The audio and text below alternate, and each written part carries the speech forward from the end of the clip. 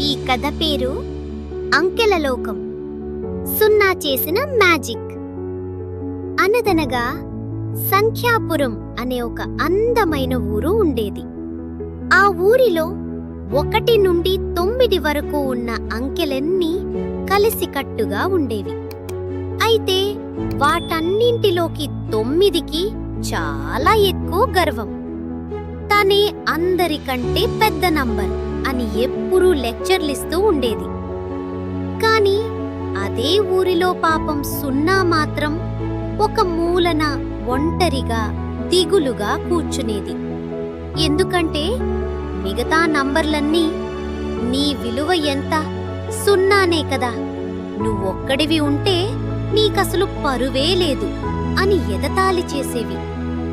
ఒకరోజు సంఖ్యాపురం మీదికి చీకటి రాక్షసుడు దాడి చేశాడు. వాడు ఊరిలోని నంబర్లను బంధించటానికి వచ్చాడు. గర్వంతో 9 ముందుకు వెళ్ళి, నేను అందరికంటే పెద్దవాడిని, నన్ను నువ్వు ఏమీ చేయలేవు అంది. రాక్షసుడు నవ్వి, నువ్వు కేవలం 9 మాత్రమే అంటూ దాన్ని పక్కకి తోసేశాడు.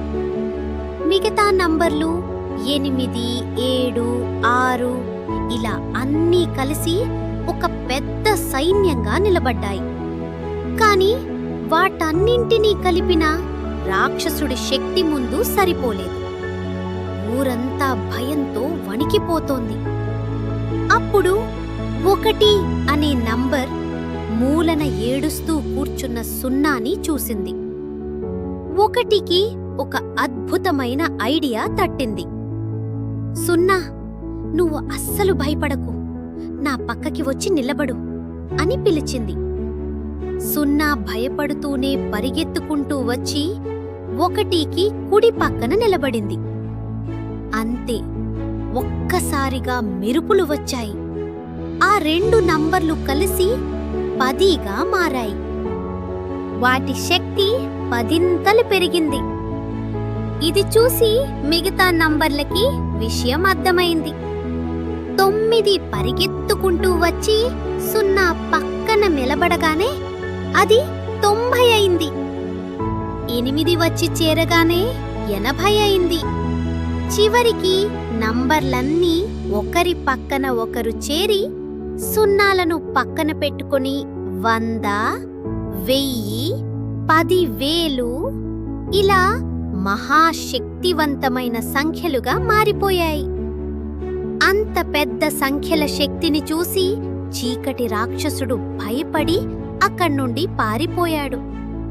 అప్పటి వరకు సున్నాని తక్కువ చేసి చూసిన 9 మరియు మిగతా నంబర్లు తమ తప్పు తెలుసుకున్నాయి.